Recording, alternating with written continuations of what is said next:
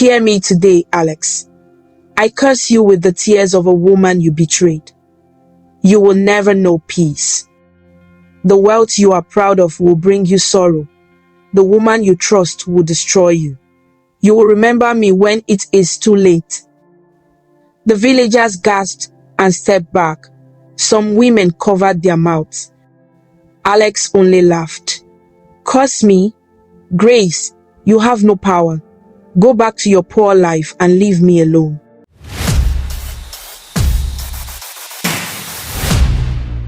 Aku community was a small but lively urban village, full of people who loved to gossip, hustle, and watch over one another's lives. The red sand roads were always busy with children playing, women selling food, and men sitting under trees talking about politics and money. It was in this community that Grace lived with her family. Grace was a beautiful young woman in her early 20s. She was tall, with smooth dark skin and eyes that carried both innocence and determination. She had finished secondary school, but her family did not have enough money to send her to university. Her mother sold vegetables in the market, and her younger brothers helped their uncle in his mechanic shop. Life was not easy, but they were managing. Her father had died years ago, leaving them with only one piece of land. That land was the pride of the family, their last inheritance from him. They always said, no matter what, we must not sell this land. It belongs to our blood. But love has a way of blinding the heart. Grace met Alex one evening when she went to fetch water at the village borehole. Alex was tall, light-skinned, and had a charming smile that made many girls in Aku community blush. He had returned from the city for a short visit, and everywhere he went, people whispered about his boldness and ambition. Good evening, Grace, Alex said that first day, flashing his white teeth. Grace smiled shyly. Good evening. Let me help you with a bucket, he offered, and before she could answer, he had already lifted it with ease. From that day, they began to talk. At first, it was simple greetings. Then he started walking her home, then visiting her at her mother's house. Before long, Grace's heart was tied to him.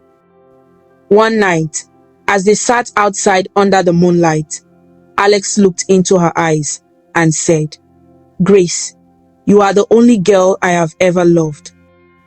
I don't want to waste time. I want to marry you.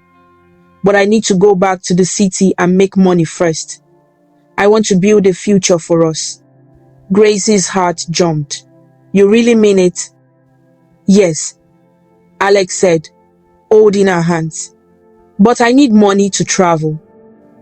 Once I get to the city, I will work hard, make plenty money, and come back to marry you properly. You will be the wife of a rich man, not a poor villager. Grace's face shone with happiness. In her young heart, she believed every word. Days later, Alex came to her with a serious look. Grace, he whispered, I trust you more than anyone. You know your father left that land. If you can help me sell it, I swear I will not forget you. That land is just sitting there. But if you give me the money, I will turn it into something big. I will go to the city, and when I return, I will marry you and build us a house. Grace was shocked. The land? But my mother and brothers will never agree. They always say we must not touch it. Alex squeezed her hand. That is because they don't see the future. But I see it. Do you want to remain poor all your life? Think about it when I succeed. Everyone will respect you. They will call you the wife of a great man. Grace, this is our only chance. Her heart battled between fear and love. She thought of her late father's warning, but then she looked at Alex's confident face and her heart melted. A week later, Grace made a decision that would change everything. She went behind her family's back and secretly met with a man in the next village who had always wanted to buy the land. The man paid her a huge sum of money in cash. For Grace, it was the first time she had ever seen such money in her life. Her hands shook as she carried it to Alex. "Here," she whispered, giving him the money in a black nylon bag. Alex's eyes widened. "Grace, you really did it." Tears welled in her eyes. "I did it because I love you. Promise me you won't forget me." Alex hugged her tightly. "Forget you? Never. You are my everything. I swear on my life, I will come back for you." That night, Grace couldn't sleep. She was both scared and excited. She imagined herself in a beautiful white gown, standing beside Alex, as the whole of AKU community admired her. But secrets don't last forever in AKU community. It was a Saturday morning when her uncle stormed into their compound, shouting, "Where is that land document? Somebody told me the land has been sold." Grace's mother froze. "What are you saying?" Her uncle held a paper in his hand. "See it here. The land is gone. Grace, you are the one behind this, Abby." Grace's heart dropped. Her brothers looked at her with suspicion. "Mama, I only wanted to help," she stammered. Her mother's face turned red with anger. "You sold your father's land without telling us. Grace, do you know what you have done? That land was the only thing your father left for us." Her younger brother shouted, "Because of man? You destroyed our future because of one boy?" Tears rolled down Grace's cheeks. "Please forgive me. Alex said he will marry me. He promised to come back with money." Her uncle shook his head. "Nonsense. You gave our family land to a stranger. You are a disgrace." That evening, after hours of shouting and tears, the decision was made. "You cannot stay in this house anymore," her mother said with trembling lips. "You have brought shame to this family. Go to your Alex, since he means more to you than us." Grace fell to her knees. "Mama, please, don't send me away. I only did it for love." But her mother turned her face away, tears rolling down her cheeks. Her brothers carried her small bag and dropped it outside. "Go," they said coldly. Grace picked up her bag with shaking hands. She looked at her mother one last time, hoping for mercy, but her mother only wept silently. With tears streaming down her face, Grace walked out into the night. The villagers watched and whispered, "See her. She sold her father's land for a man. Foolish girl." Grace found shelter with her childhood friend, Ngozi, who lived a few compounds away. "Ngozi, please, let me stay here for some time," Grace begged, her voice broken. Ngozi hugged her. "Don't cry, Grace. You can stay as long as you want. I know you love Alex, but maybe one day your family will forgive you." Grace nodded, wiping her tears. Deep inside, she still believed Alex would return with riches and make everything right. Before Alex left for the city, he came secretly to see her at Ngozi's house. "Grace, don't listen to anyone," he said confidently. "You did the right thing. I will not disappoint you. Give me time. When I come back, you will see. Everyone will bow to you." Grace clung to his words like they were her only lifeline. "I believe you, Alex. Please don't forget me." He kissed her forehead. "Never." The next morning, Alex boarded a bus to the city. Grace stood at the roadside, watching until the bus disappeared in the distance. Her heart was full of love. her eyes full of tears, and her life now tied to a promise she could only hope would not break. As she walked back into AKU community, whispers followed her. Some mocked, some pitied, but none believed in the dream she carried. And so, Grace's journey began, the journey of love, betrayal, and the heavy price she would pay for trusting the wrong man. When Alex left AKU community, Grace's eyes had followed the bus until it vanished into the dusty road. She carried his promises in her heart like treasures. But the truth was, Alex's mind was already on the city, on wealth, on success, and on the new life he wanted to build. The city was not kind at first. When Alex arrived, he slept on a friend's wooden floor for weeks. He had little money left after paying for transport, and at night, he wondered if he had made a mistake leaving AKU community. But Alex was clever. He looked around and saw opportunities. He worked first as a bus conductor, shouting for passengers from morning till night. Then, one day, he overheard two men talking about a construction site that needed laborers. Without wasting time, he joined them the next morning. "Now this kind, strong man we need," one of the supervisors said after watching him work. Alex smiled, hiding his tiredness. From carrying cement, he moved up to assisting masons. Soon, he was noticed for his sharpness and confidence. He was not only strong, but also quick to learn. By the end of the year, he had saved enough to rent his own small room. But Alex wanted more. One evening, as he relaxed in a small beer parlor, he overheard a contractor complaining about unreliable suppliers. Alex leaned closer, his ears sharp. That night, he thought long and hard. The next morning, he borrowed money from a friend and started supplying sand and cement. At first, it was difficult. Sometimes he lost money, sometimes people cheated him, but Alex never gave up.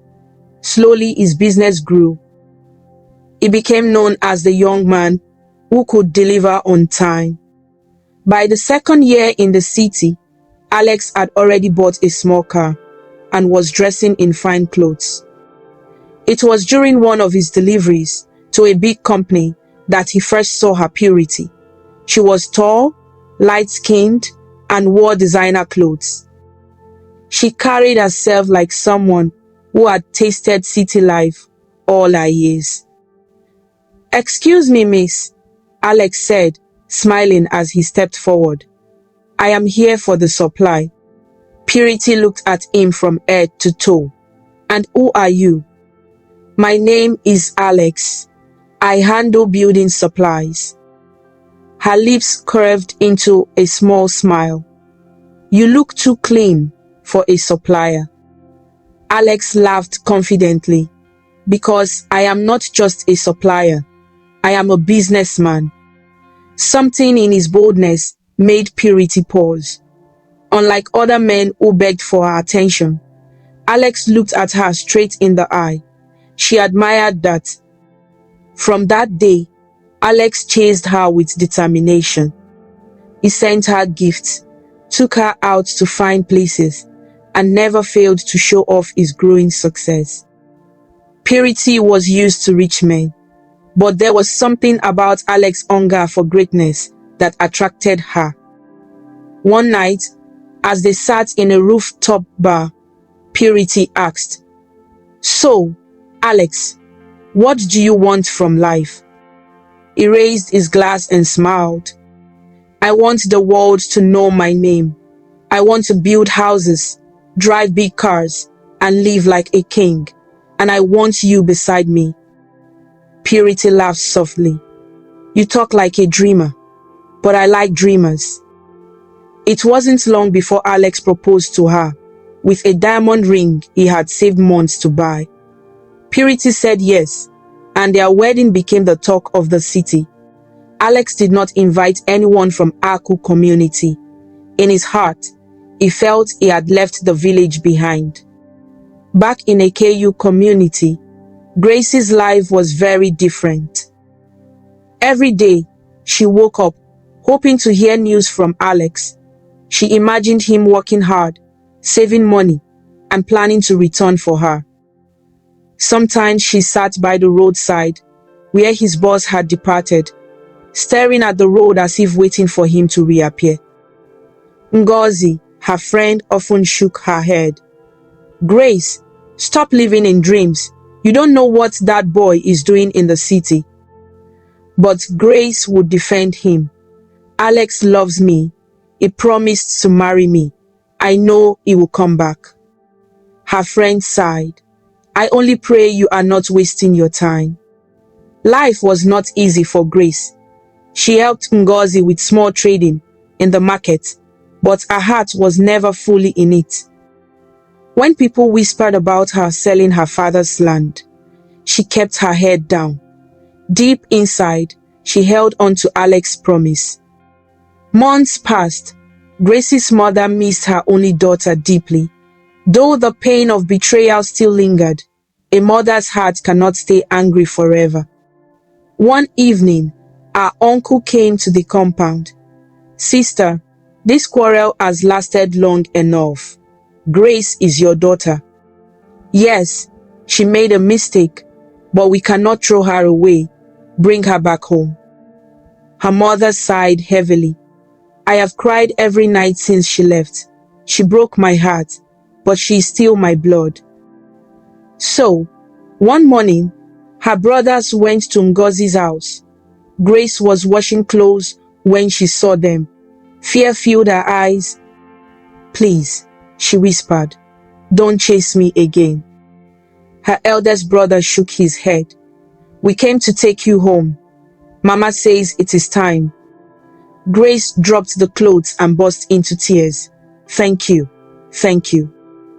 When she entered her mother's house again, her mother held her tightly. "Don't ever do that again, my daughter. We have suffered enough. Stay with us." Grace nodded, her heart filled with both joy and guilt. "I will never hurt you again, Mama." From that day, peace slowly returned to their home. But Grace still kept her eyes on the road, still hoping that Alex would come back for her.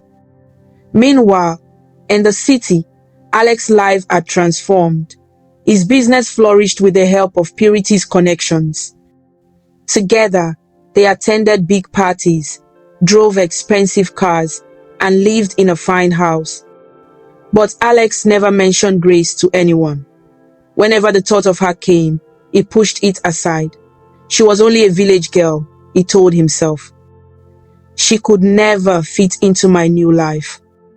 One evening, as he and Purity relaxed in their living room, she asked, "Alex, don't you think it's time we build something back home?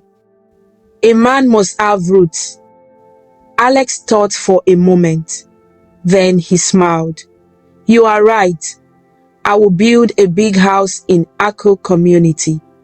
Let them see that I have made it." Purity clapped her hands. "Yes, that will show them you are no ordinary man." That night, Alex lay in bed, thinking of Akko community. Not of Grace, but of how the villagers would gather to admire him, how they would call his name with respect. He imagined stepping out of a big car, wearing fine clothes, and everyone staring in awe. Back in Akko community, Grace sat outside one night under the moonlight. Her mother noticed her lost in thought. "My daughter, what are you thinking?" Grace smiled faintly. "Mama, I am thinking of Alex. I know he is working hard. One day, he will come back for me. I will not regret what I did." Her mother looked at her with pity. "I pray your heart is not broken, Grace. You are a good girl. You deserve happiness." Grace rested her head on her mother's lap. "Don't worry, Mama. Love never fails." But even as she spoke, Tears gathered in her eyes. In the city, Alex was already making arrangements. He bought land at the edge of Akayu community and drew plans for a mansion. He told Purity they would spend some time in the village once the building began. "I will show them who I am," Alex said proudly. "They will know that Alex has returned a rich man." Purity laughed. "Yes, let them see your glory." And so, the preparations for Alex's triumphant return to Aku community began. The people of Akiyu community woke up one morning to a loud sound of car horns. 2 shiny cars rolled into the dusty road, raising clouds of red sand. Children ran after the cars, shouting with excitement. Men came out from their shops, women dropped their baskets, and everyone stared. It was Alex. He was back, but this time, he was not the poor boy who left years ago. He stepped out of a black jeep, wearing fine clothes and dark glasses. Beside him was Purity, his beautiful wife, dressed like a queen. She wore gold earrings that glittered under the sun and high-heeled shoes that made the villagers whisper. "See Alexo," one woman shouted. "He has come back rich," another said. I told you, that boy will make it," a man added. Alex lifted his hand like a king, smiling proudly. "My people, I am back home." The crowd clapped and cheered. Grace was in the backyard of her mother's house, washing cassava, when her younger brother ran in. Sister Grace, he shouted. "What is it?" she asked, wiping her wet hands. "Alex has come back. He came with 2 cars, and he brought one fine woman with him." Grace's heart stopped for a moment. What did you say?" Her brother's eyes shone with excitement. "Come and see, the whole community is following them." The cassava fell from Grace's hands. She felt her chest tighten, her legs weak. "No, it cannot be," she whispered. But deep inside, she knew it was true. Alex was back, and he was not alone. Later that afternoon, Grace forced herself to the road where the crowd had gathered. She pushed through until she saw him clearly. Alex was standing with Purity, talking proudly with elders of the village. Workers had already started clearing a piece of land where his new house would be built. Grace's eyes filled with tears. She remembered how she had sold her father's land for him, how she had cried herself to sleep waiting for his return. And now here he was, shining like a star, holding another woman's hand. Ngozi appeared beside her. "Grace, are you saying this?" Grace nodded slowly, her body shaking. "He told me he loved me. He promised to come back for me. I gave him everything." Ngozi touched her shoulder. "Be strong, my friend. Don't let him see your tears." But Grace could not hold it in. She covered her face and wept quietly. The next day, Alex was at the construction site, giving instructions to the workers. Villagers stood around, watching with admiration. Grace walked boldly into the crowd. Her eyes were red, her steps firm. She pushed her way to the front until she stood face to face with Alex. The crowd went silent. "Alex," she shouted, her voice shaking with anger. "So this is who you are? You left me after everything I did for you?" Alex turned slowly, surprised to see her. Then he smirked. "Grace, you are still here? I thought by now you would have moved on." Grace's chest rose and fell with pain. "I sold my father's land for you. I gave you all the money so you could succeed. And this is how you repay me. You came back with another woman." The villagers gasped. Some whispered to one another, "So it is true? She sold her father's land for him?" Alex laughed, shaking his head. "Grace, you are still the same. Always crying, always talking like a villager. Look at me now. I am a man of the city.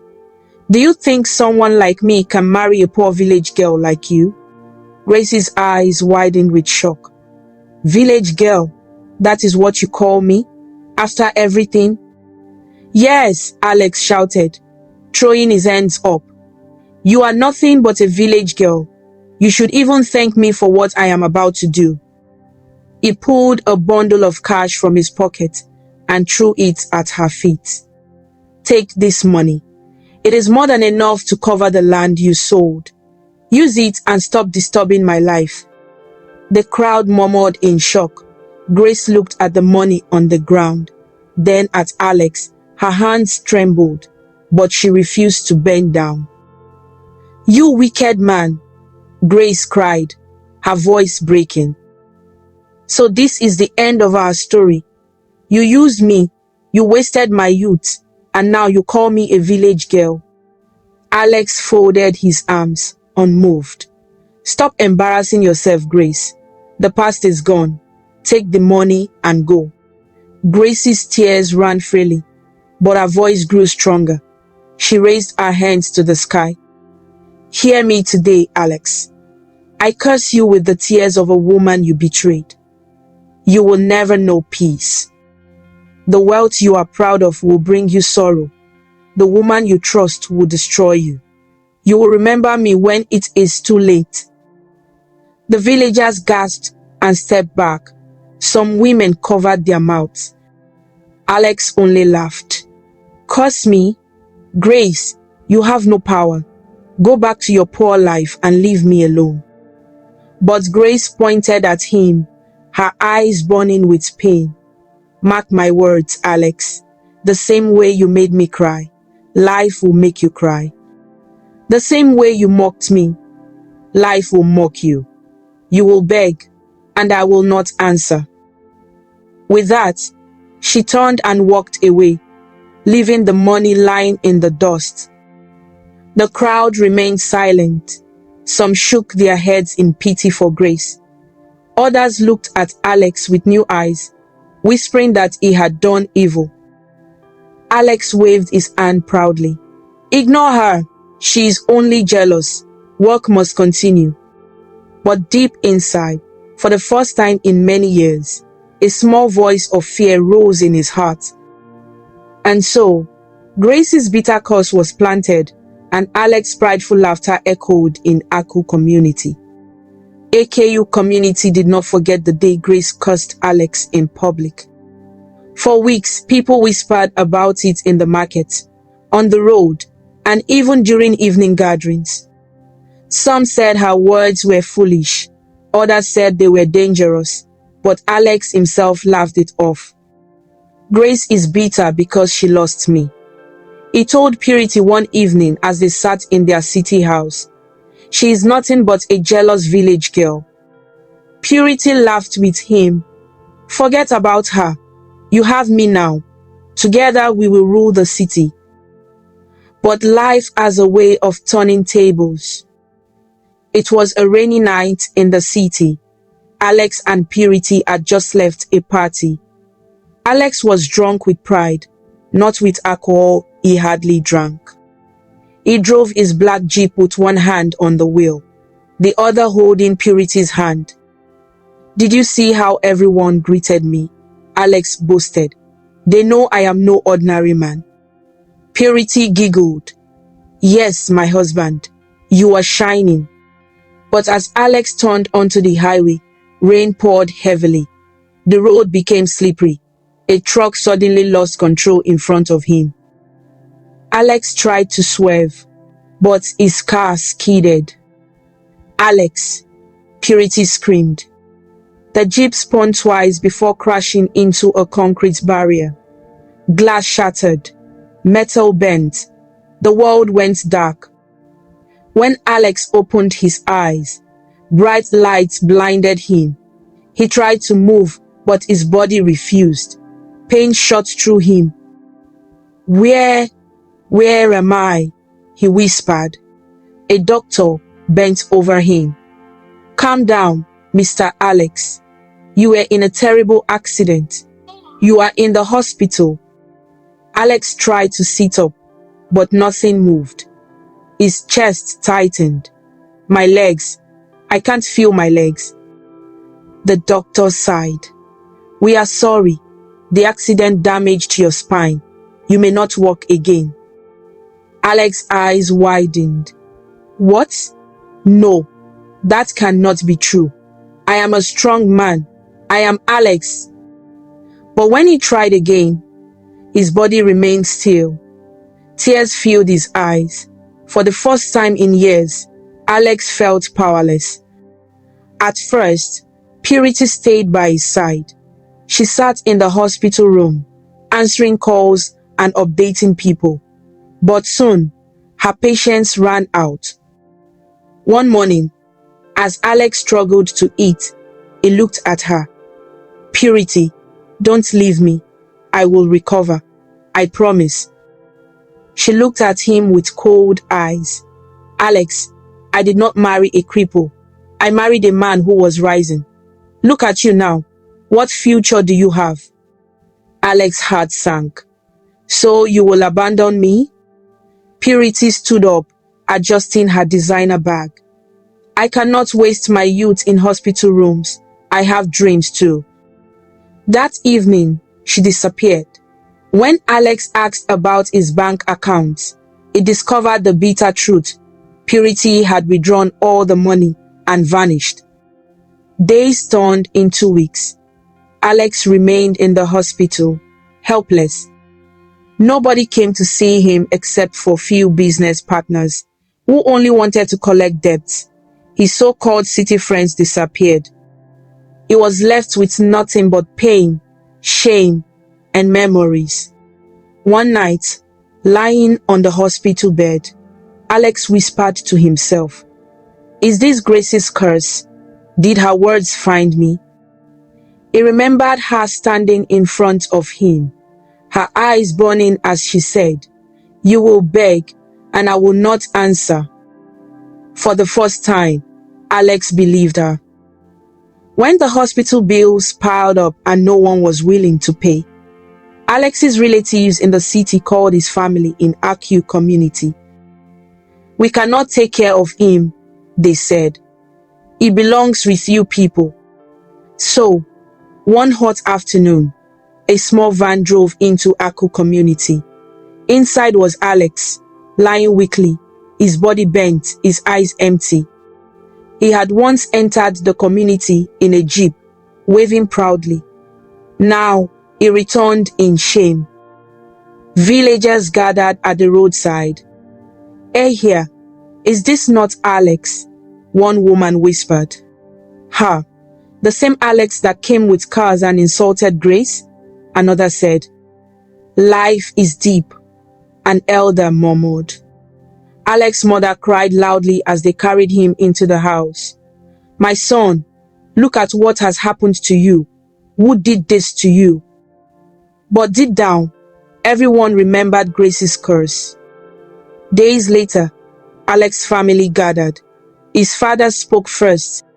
We cannot allow him to die in shame. We must ask Grace to come. Maybe if she forgives him, things will change. His mother nodded. Yes, she must come. Alex needs her. So they sent a message to Grace's family. When Grace heard it, she laughed bitterly. So now he remembers me, after calling me a village girl, after tossing money at me like rubbish? Her mother touched her hand gently. My daughter, anger does not heal the heart. He is suffering now. Grace shook her head. Let him suffer. Did he not make me suffer too? Did he not disgrace me before the whole community? Her uncle, who was present, spoke softly. Grace, we know he hurt you, but sometimes forgiveness is not for them. It is for us. Grace's eyes hardened. I cannot forgive him. Not now. He wasted my youth. He destroyed my name. And now he wants me to come and wipe his tears? Number, I will not go. Meanwhile, in his weak room, Alex begged his parents. Please call Grace again. Tell her I am sorry. Tell her I cannot live like this without her forgiveness. His mother wept beside him. She refused, my son. She said she cannot forgive you yet. Alex broke down, tears rolling down his cheeks. Then I am finished. Grace has the key to my life. If she does not forgive me, I will never rise again. But Grace remained firm. Each time they begged her, she turned her face away. And so, Alex lay in his shame, and Grace stood in her silence, one broken by betrayal, the other broken by regret.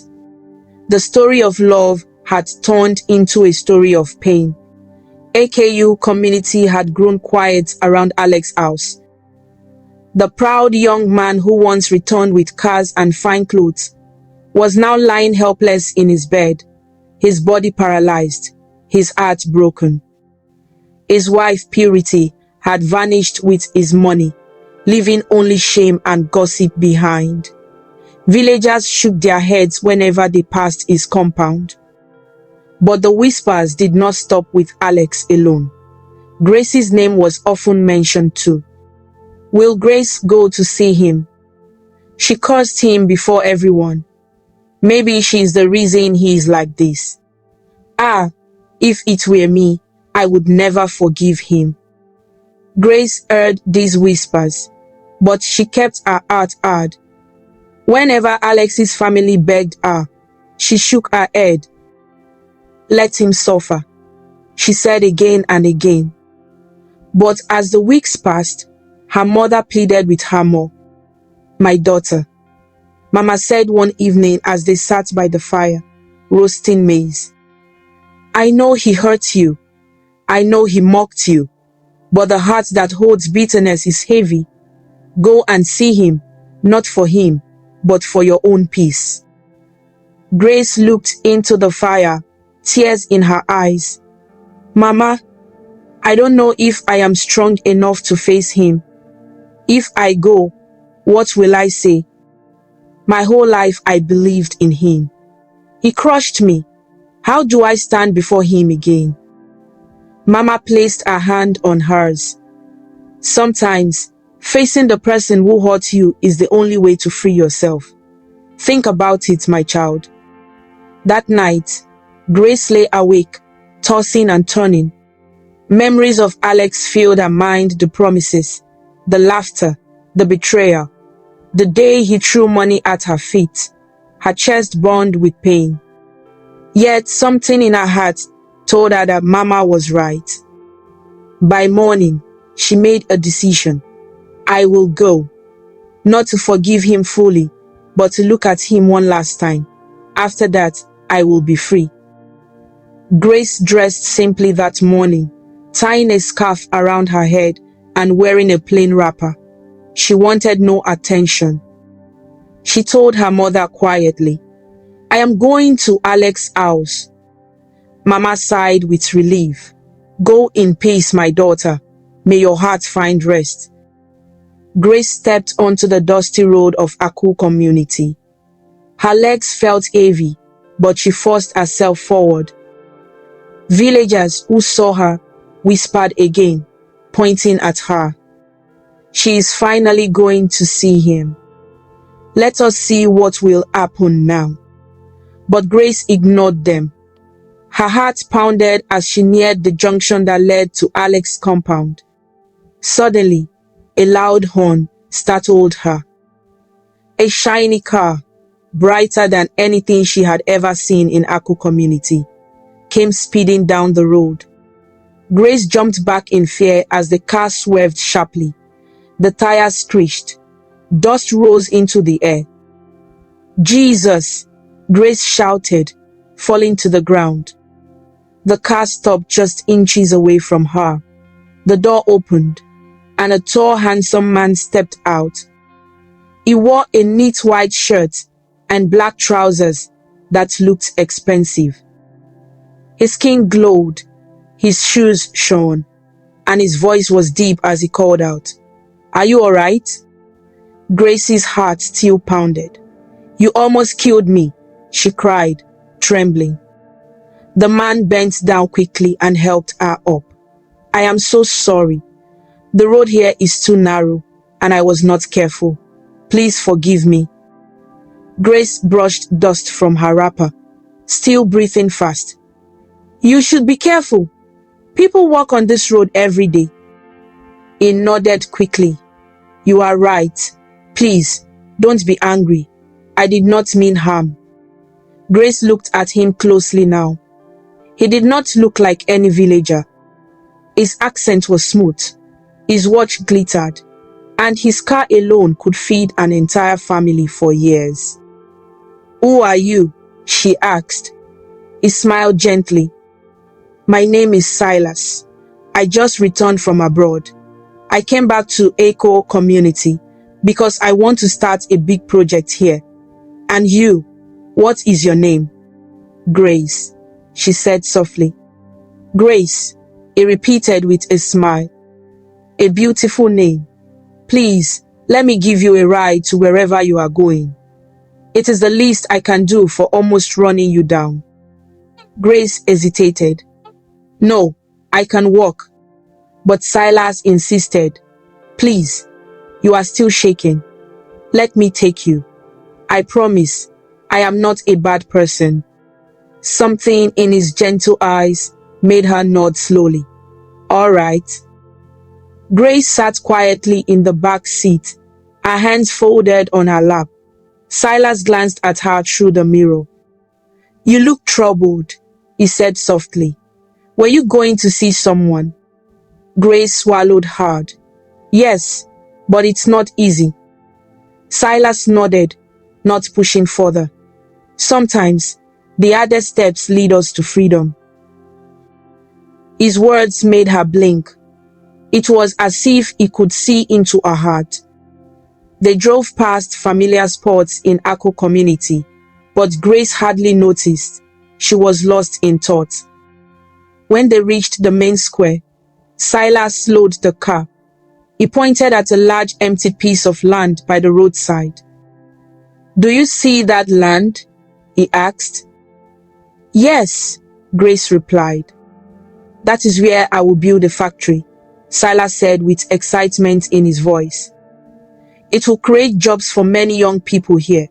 They will no longer need to run to the city and suffer. I want Akko community to grow." Grace looked at him in surprise. "You really want to do that?" "Yes," Silas smiled. "I was born here, but I lived abroad for many years. I know what it means to struggle. Now that I have money, I want to give back. Life is not just about wealth, it is about helping others rise." Grace stared at him, her heart touched.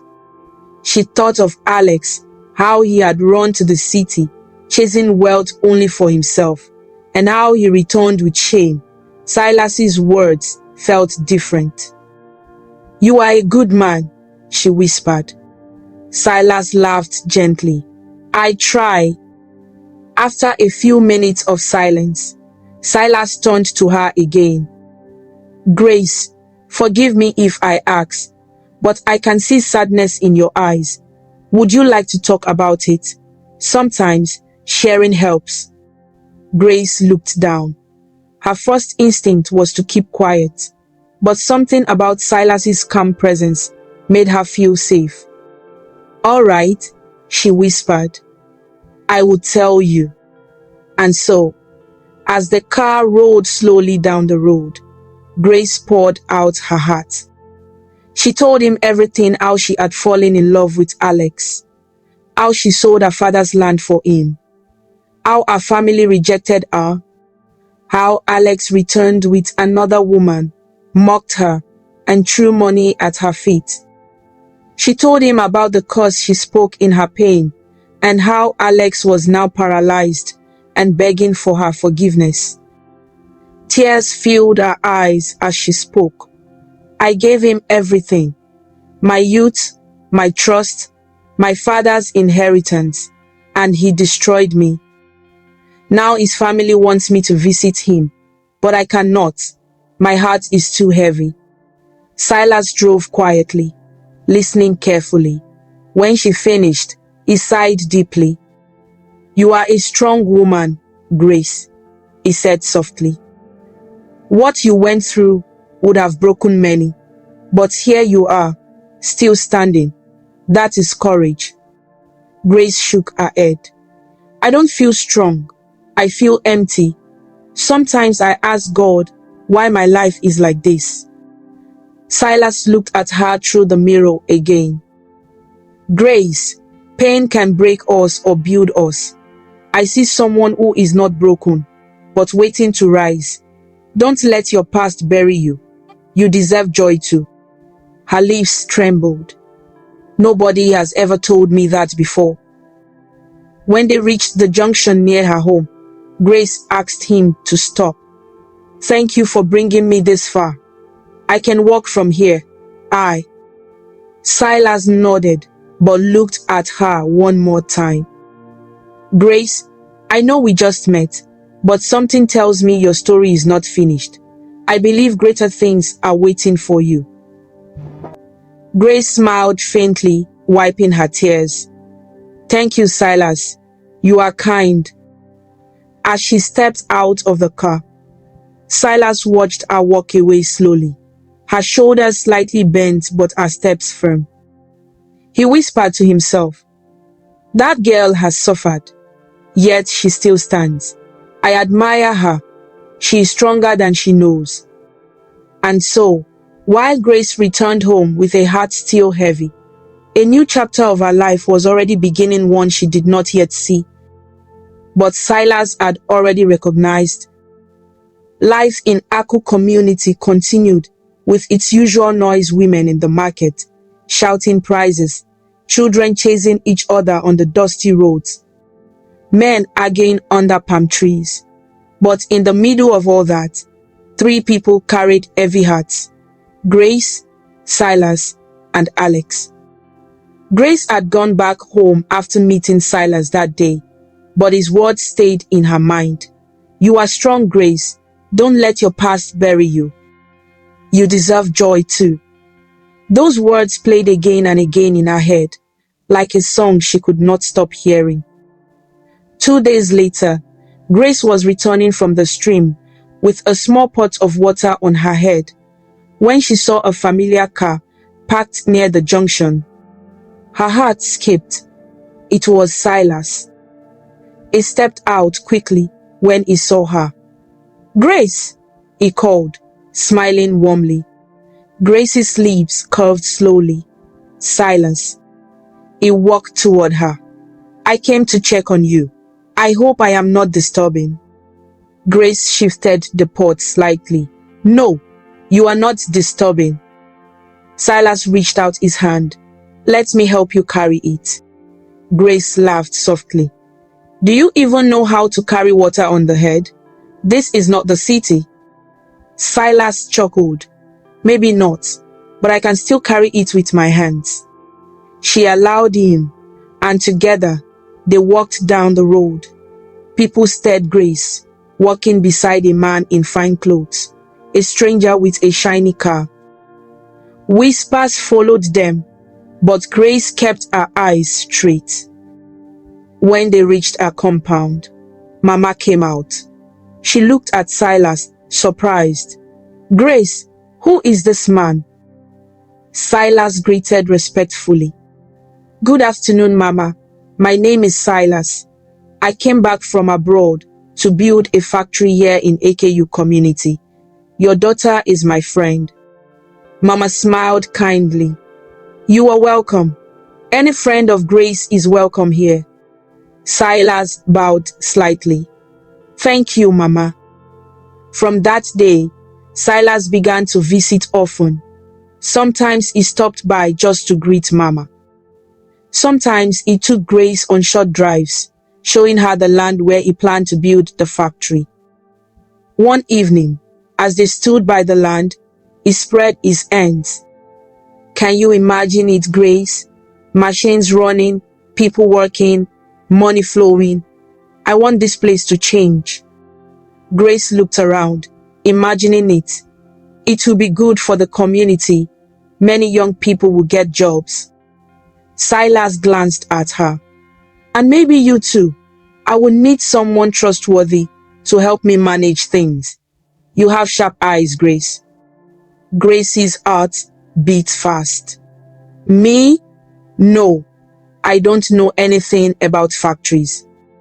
Silas smiled. You can learn. What matters is your heart. I see honesty in you. That is rare.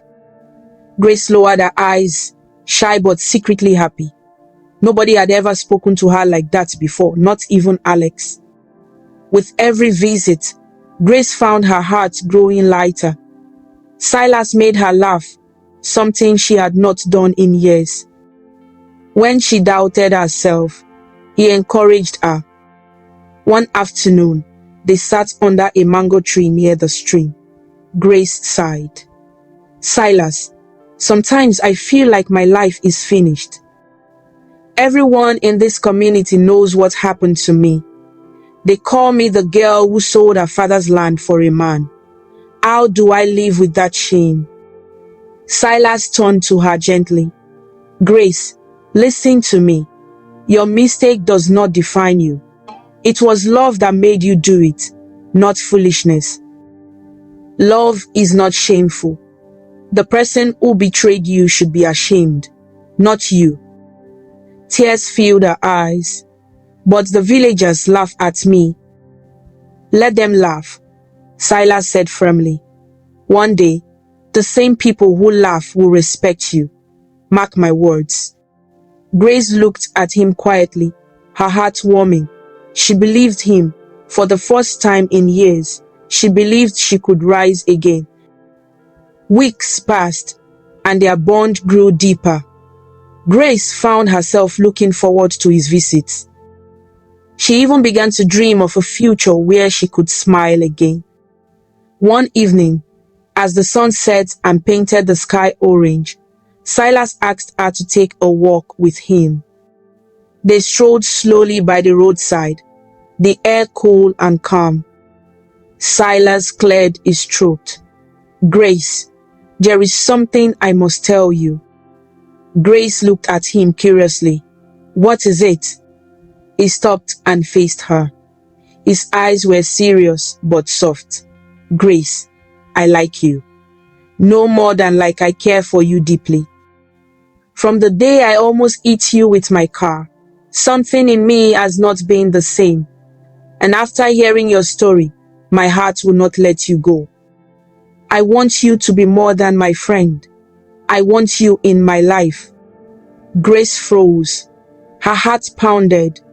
She stared at him, unable to speak. Silas reached for her hand. I know you are afraid. I know you have been hurt. But I promise, I am not like Alex. I will not use you. I will not mock you. I want to build with you, not destroy you. Tears slipped down Grace's cheeks. Silas, I don't know if I can love again. My heart is broken. Silas squeezed her hand gently. Then let me help heal it. We can start slowly. No rush. Just trust me. Grace sobbed softly, then nodded. All right, we can try. Silas smiled and wiped her tears. That is all I ask. From that night, Grace changed. She walked with her head higher. When villagers whispered about her, she no longer bent her face. She knew someone believed in her again. Silas introduced her to some of his workers, and she began to learn little things about managing accounts and records. You see, Silas teased one day. I told you that you can do it. Grace laughed shyly. I am learning small. You are doing well, he encouraged. The bond between them grew stronger. They spent long evenings talking about life, about dreams, about the kind of future they both wanted. Grace realized that, for the first time in her life, someone saw her not as a mistake, but as a woman with value. But while Grace's life was beginning to rise again, Alex's life sank deeper into sorrow. His body remained weak, his legs lifeless. The villagers who once crowded around him now mocked him. Children ran past his compound, chanting, "Alex the rich man, now Alex the cripple." Women whispered loudly as they fetched water, "See how pride destroyed him." He left Grace for purity. Where is purity now? She ran away with his money. Alex heard them. Each word pierced his heart like a knife. He cried often, but nobody pitied him anymore. One night, he turned to his mother, his voice broken. "Mama, I am finished. Everything is gone. Friends are gone. Money is gone. Even my wife is gone. Only shame remains." His mother wept beside him. "My son, do not talk like this. You are still alive. Where there is life, there is hope." Alex shook his head. "There is no hope for me except Grace. If she forgives me, maybe God will forgive me too." The next morning, Alex called his family to his bedside. His father, his mother, and his younger sister gathered. "Please," Alex said weakly, tears streaming down his face. "Call Grace again. Beg her for me. Tell her I am sorry. Tell her I regret everything. If she refuses me, then let me die." His mother held his hand, crying, "We will go again, my son. We will beg her. Do not lose hope." And so, the family prepared once more to plead with Grace. The girl Alex once mocked. The girl he now saw as the only light in his darkness. The story of Grace and Alex had become the biggest tale in Aku community. From the day Alex returned with cars and mocked Grace, to the day he became paralyzed and abandoned, everyone in the village had watched.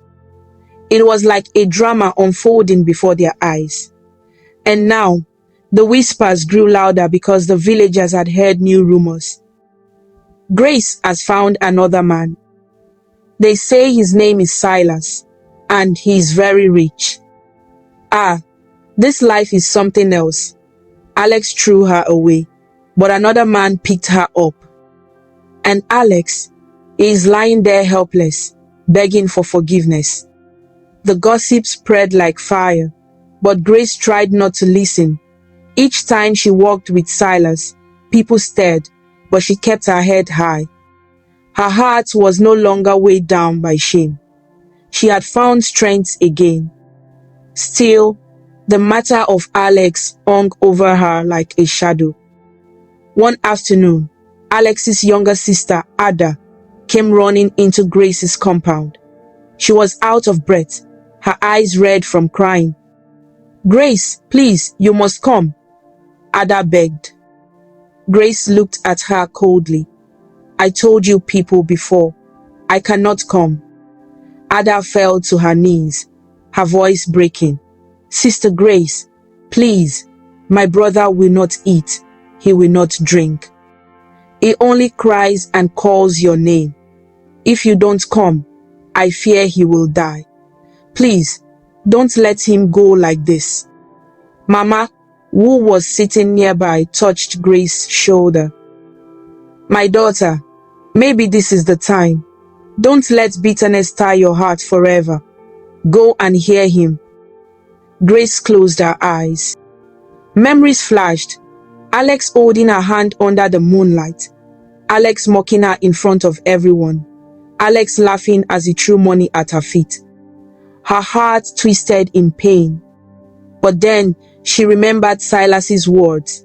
"Grace, don't let your past bury you. You deserve joy too." She opened her eyes slowly. "All right, I will go, but I will not go alone." Ada wiped her tears quickly.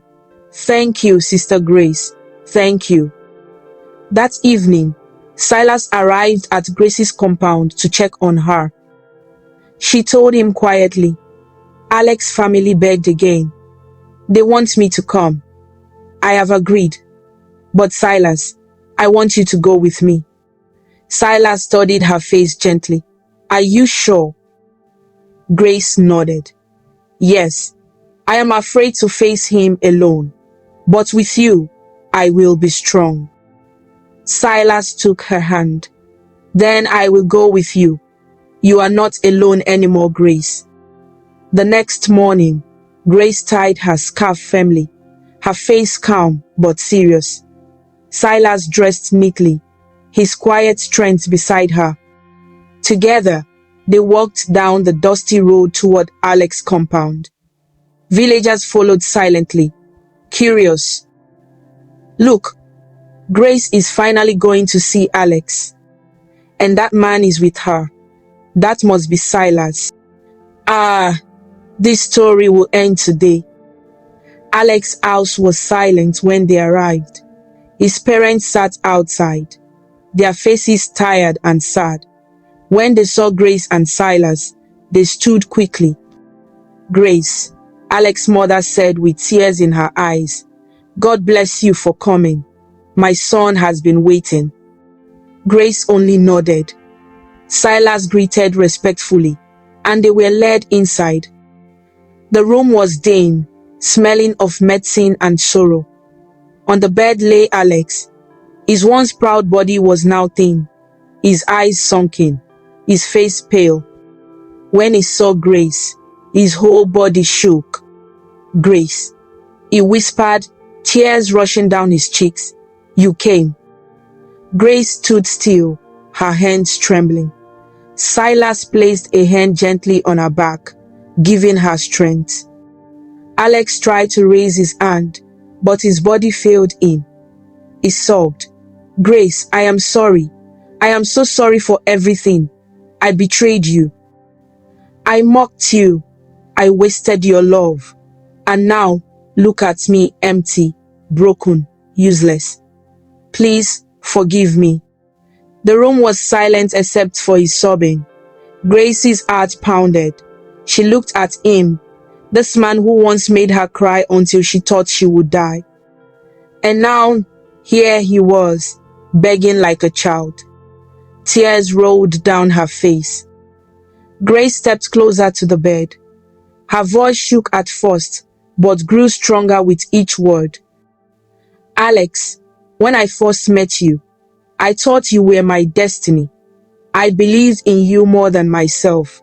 I sold my father's land because of you. I faced my family's anger because of you. I carried shame in this community because of you.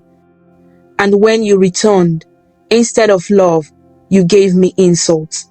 You called me a village girl. You threw money at me as if I was nothing. You broke me, Alex. You broke me into pieces. Alex wept bitterly. Grace, I was blind. I was foolish. Please, don't let me die with this guilt. Grace's tears fell freely. I cursed you that day because my heart was bleeding. And maybe my curse caught you. But today, I release you. Alex, I forgive you. Not because you deserve it, but because I want peace in my heart. I forgive you fully. Alex cried louder, his voice cracking. Thank you, Grace. Thank you. Please, will you take me back? I need you. I cannot live without you. Grace shook her head firmly. No, Alex. That door is closed forever. I cannot be your wife. I cannot go back to the girl who begged for your love. I am no longer that Grace. I forgive you, but I will never return to you. The words hit Alex like a knife. He buried his face in the pillow and wailed. Silas stepped closer now, his voice calm but steady. Alex, I know this is hard to hear, but Grace is right. You cannot chain her to your past mistakes. She has suffered enough. You must let her go. I promise you this. I will stand by her. I will not let bitterness destroy her. She will rise again, and she will smile again. Alex looked at Silas through his tears. For a moment, anger flashed in his eyes, but then it melted into defeat. He nodded weakly. Take care of her. Don't hurt her like I did. Silas placed a hand on his shoulder gently. I will not. That I promise. The news spread quickly. Grace had forgiven Alex, but she had chosen a new life. Villagers talked about it for weeks. Some praised her. Grace is wise. She forgave but did not go back. Others shook their heads. This life is strange. See how tables turned. But Grace no longer cared about whispers. She was free. The chains of anger and betrayal had fallen from her heart. Silas kept his promise. He stood by her every day, teaching her new things, involving her in his factory plans, making her believe in herself again. Slowly, love grew between them. Real love, steady and kind, not the fiery deceit she once knew. One bright Saturday, the whole of Aku community gathered for a wedding. Grace, dressed in a white gown, walked proudly beside Silas. The villagers cheered, women danced, drums beat. Is this not the same Grace who once cried over Alex? See how God has lifted her. Truly, patience and resilience pay. Alex was not present. He lay quietly in his room, listening to the distant drums. Tears rolled down his face, but there was also relief in his heart. Grace had forgiven him. That was enough. After the wedding, Grace and Silas moved to the city, where the factory project was expanding. Grace walked beside him, learning, growing, and becoming a respected woman. People no longer called her the girl who sold her father's land. They now called her Madam Grace, the wife of Silas, the factory owner. And though the scars of betrayal remained, they no longer defined her. Aku community would never forget the story of Grace and Alex. Mothers told it to their daughters as a warning. Fathers told it to their sons as a lesson. And the lesson was clear. Betrayal may break you, but true love and resilience can rebuild your destiny. Thanks for watching this amazing story on African Stories by V.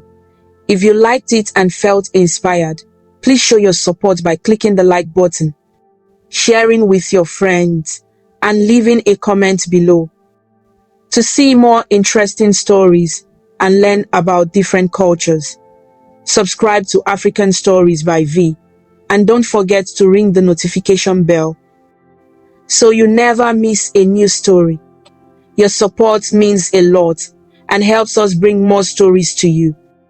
Until we meet again, stay connected, stay inspired, and keep smiling.